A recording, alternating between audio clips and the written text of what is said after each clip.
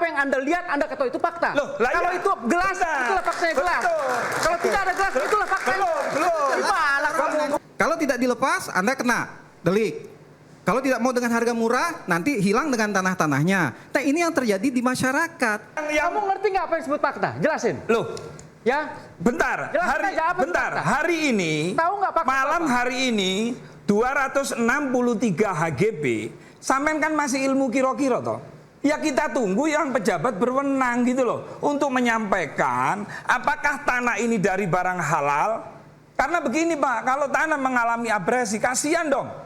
Pernah nggak kalian memikirkan bagaimana warga yang mengalami abrasi tanahnya? Iya. Apakah perlu ditanya kepada aparat, Pak, dia maling atau bukan? Loh Kan bukan, nggak ya Anda kalau tahu laporkan ke polisi Lah, gitu loh Pak. sudah. Makanya kan kita Loh, buat lah pengaduan. iya.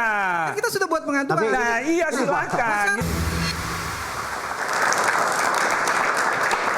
Terima kasih pemirsa, Anda masih bersama kami di Interupsi. Saya langsung saja ingin mengkonfirmasi dan mendapatkan perspektif lain dari tayangan. Akamsi ya? Kenapa? Dari Akamsi. Anak kampus ini dari Pak Iwan Darmawan, DPP Generasi Muda Matlaul Anwar, sekaligus putra daerah di Mauk, Tangerang, yang juga paling paham, paling mengerti kondisi di sana seperti apa. Apakah benar sebelumnya itu adalah daratan dan akhirnya kena abrasi sehingga sekarang menjadi lautan, Pak Iwan? Baik. Terima kasih Mas Aryo dan Mbak Anissa. Sebelumnya saya ingin memperkenalkan diri dulu. Saya Iwan Darmawan, saya dari DPP Generasi Muda Matlaul Anwar. Ya. Ini adalah salah satu badan otonom dari Ormas Islam yang terbesar dan tertua di Banten. Ya. Jadi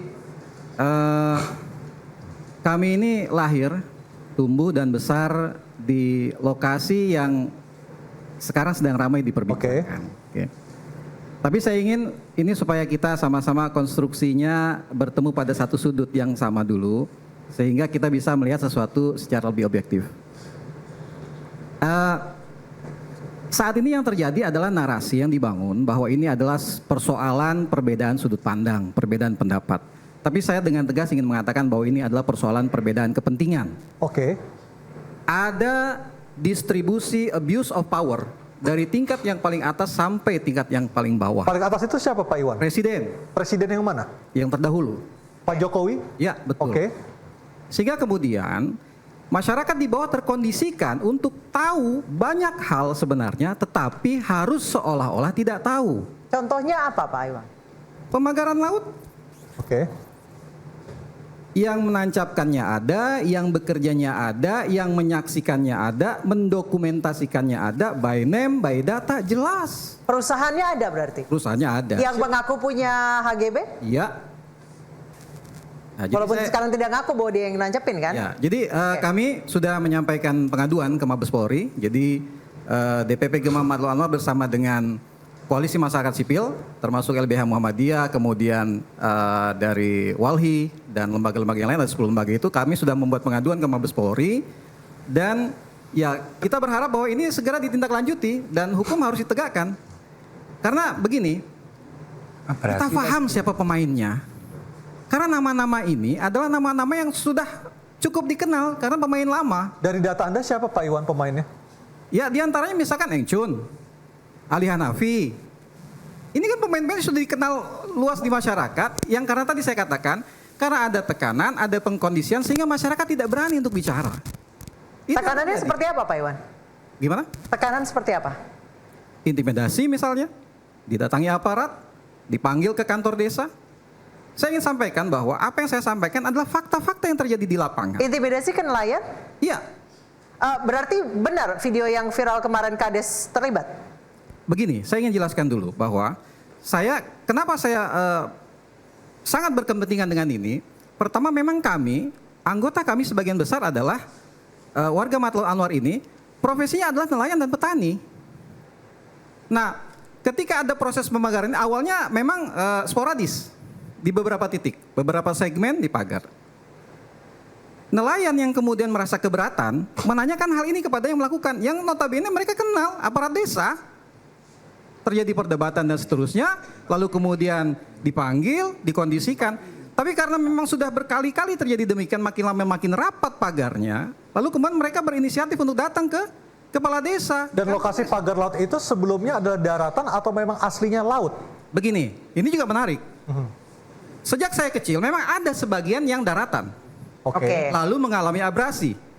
Tetapi di tempat kami itu terselamatkan karena apa? Karena ada penanaman mangrove. Jadi relatif sudah kembali sebetulnya. Ya. Itu. Nah, jadi kemudian saya kembali ke yang tadi, masyarakat yang kemudian mengadu ke kepala desa itu dikondisikan kenapa? Ini punya PT, 1 batang bambu saya dicabut, pidana. Itu yang ditakut-takuti. Oh, PT Mereka apa? tahu Boleh disebut, petanya, Pak? Pak. Kenapa? Pak Iwan boleh disebut? Apa PT apa? misalnya? PT apa? Boleh disebut? Ya, PT-nya sudah tersebar lah. PT-nya sudah banyak itu. Setiap dikomunikasikan, ini punya PT. Siapa yang berani? Pidana. Selalu seperti itu. Nah, akhirnya masyarakat, karena terus seperti ini, mereka, apa ya, kalau kita bicara, marwahnya tuh bangkit. Orang Banten tuh sederhana sebenarnya. Sangat-sangat bersahaja. Mereka bisa makan sehari-hari udah cukup. Tapi kalau terganggu marwahnya, bahkan kemudian bawa-bawa ini adalah tanah Banten, hati-hati ini bisa bangkit. Baik. Ini yang kita khawatirkan. Baik. Saya ke Mas Andri. Mas Andri, apa data yang Anda punya terkait dengan hal ini, Mas Andri? Gimana? Data yang Anda miliki Dari seperti apa? 30,16 km mana yang apakah semuanya memang daerah abrasi atau bagaimana? Jadi gini, saya ini anak pesisir.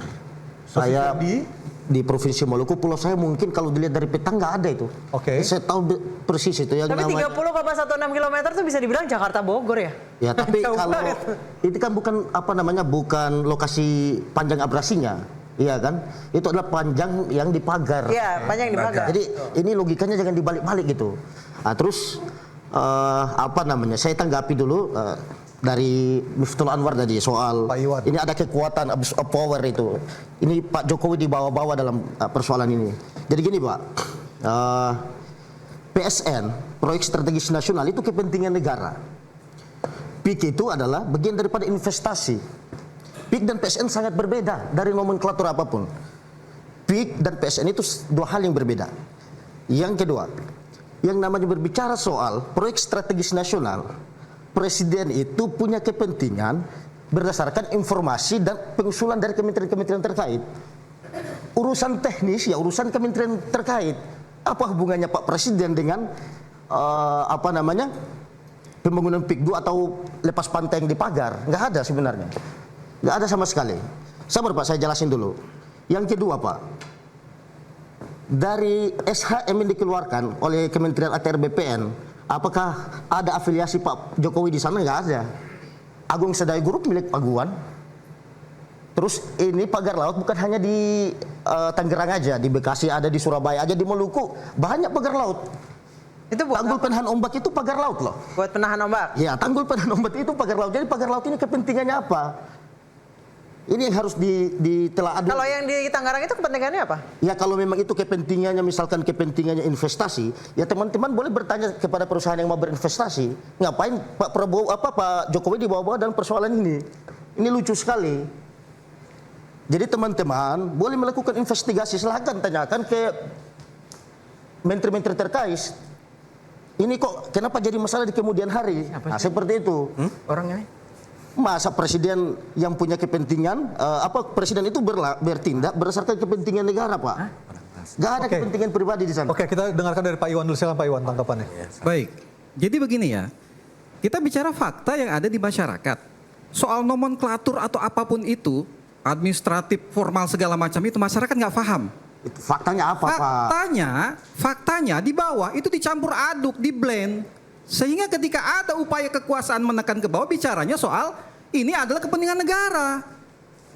Tapi ini Itu bukan proyek masalahnya. strategis nasional kan? Saya mungkin Pak Wamen boleh perjelas, ini bukan proyek strategis nasional kan? Yang sepengetahuan kami dari Kementerian ATR Nggak BPN ada. untuk di Desa Kohot ini tidak masuk dalam PSN. Betul. Baik, silakan Pak Iwan. Iya, itu formalnya begitu. Tapi kalau kita bicara materi di lapangannya kan tidak demikian. Negara dicatut namanya agar ini bisa digunakan mempreser masyarakat. Kalau tidak dilepas, Anda kena delik. Kalau tidak mau dengan harga murah, nanti hilang dengan tanah-tanahnya. Nah, ini yang terjadi di masyarakat dan mereka tidak berani untuk menyampaikan ini. Itu masalahnya. Saya ngomong, Mbak. Saya hanya ingin menyampaikan bahwa ini adalah apa yang terjadi di masyarakat selama Oke. ini. Jadi yang nomenklatur segala macam fakta dilakukan tidak, itu disalahgunakan. Itu maksud Baik. saya abuse of power itu. Baik, silakan Pak Rofi. jenengan ini terlalu terlalu bicara ngomong fakta tapi nggak sesuai fakta. Pahami dulu, kita lagi berbicara masalah tanah yang jadi perdebatan yang 263 hektar itu kan. 263 HGB. Iya, 263 HGB. Ya. Nah, kita mendatangkan Pak Menteri ini. Tunggu dulu, itu tanah atas nama siapa, lahirnya dari mana, itu dulu. Kalau sampean ngomong berdasarkan fakta, yang tahu fakta itu BPN. Yang tahu lokasi tanah itu mengalami abrasi itu. Bung, sebentar, Bung. Dan tentang Pak Sukri nggak Saya mau bisa. cuma satu kata aja. Bukan walhi, nggak bisa. Kalau Bisa, Pak. Saya mau tanya, kamu ngerti nggak apa yang disebut fakta? Jelasin. Loh, Ya, bentar, Jelaskan aja apa itu fakta. hari ini, Tahu nggak fakta malam apa? hari ini 263 HGB, sampean kan masih ilmu kira-kira toh. Ya kita tunggu yang pejabat berwenang gitu loh untuk menyampaikan apakah tanah ini dari barang halal. Karena begini Pak, kalau tanah mengalami abrasi, kasihan dong. Pernah nggak kalian memikirkan bagaimana warga yang mengalami abrasi tanahnya? Kalau tanahnya itu hilang, siapa yang mengganti? Anda nggak pernah, hanya Anda berpikir fokus pagar laut terus kan begitu. Nggak boleh begitu. Tunggu pengumuman resmi dari pemerintah, gitu loh. Nanti kalau tidak puas, silakan Anda melakukan gugatan apapun asal punya bukti. Sekarang sampean mau laporkan ke Bareskrim, saya dukung, silakan. Kalau memang punya bukti, jangan di ruangan ini memvonis, menghukum seseorang, nggak boleh begitu. Kalau kita ini negara hukum. Oke, Pak Iwan Terima silakan. kasih ya. Kalau misalnya masyarakat melihat ada maling, barang buktinya ada, pelakunya ada di depan mata dia. Iya. Apakah perlu ditanya kepada aparat, Pak, dia maling atau bukan? Loh Kan nggak bukan, begitu. ya Anda kalau tahu laporkan ke polisi Lah, gitu kan loh Pak. sudah. Makanya kan kita Loh buat lah pengaduan. iya. Kan kita sudah buat pengaduan. Nah iya silakan gitu loh. Silakan saya tambahkan, Pak. Makanya bahwa Silakan. yang mengancapkan si A, yang memerintahkan si B. Loh iya silakan, nggak ada Artinya kan itu masalah. fakta. Salahkan. Nah. Itu bukan fakta.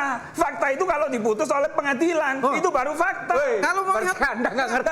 Nggak bisa Pak. Saya tanya, fakta itu apa? Loh fakta itu kalau kita berbicara fakta hukum, Apa? ya itu punya kekuatan hukum tetap. Apa fakta Loh itu? gimana? Loh kok tanya fakta lagi Sekarang sama ini? ada Fakta itu ya, ini saya jelasin tuh. Yang disebut fakta adalah apa yang Anda lihat, Anda ketahui itu fakta. Loh, lah Kalau iya. itu gelas, Benar. itulah fakta yang gelas. Betul. Kalau tidak ada gelas, itulah fakta. Belum. Gimana kamu ngomong Bukan. fakta-fakta? Kalau masyarakat fakta, melihat dengarkan apa? dulu. Lalu ini tidak disebut Nah. fakta. Saya bingung dengan ini.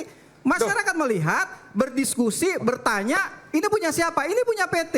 Loh, lah iya laporkan, Pak. Ya kan sudah. Sudah dilaporkan. Loh, lah iya Ya. silakan ditunggu Fakta. hasilnya.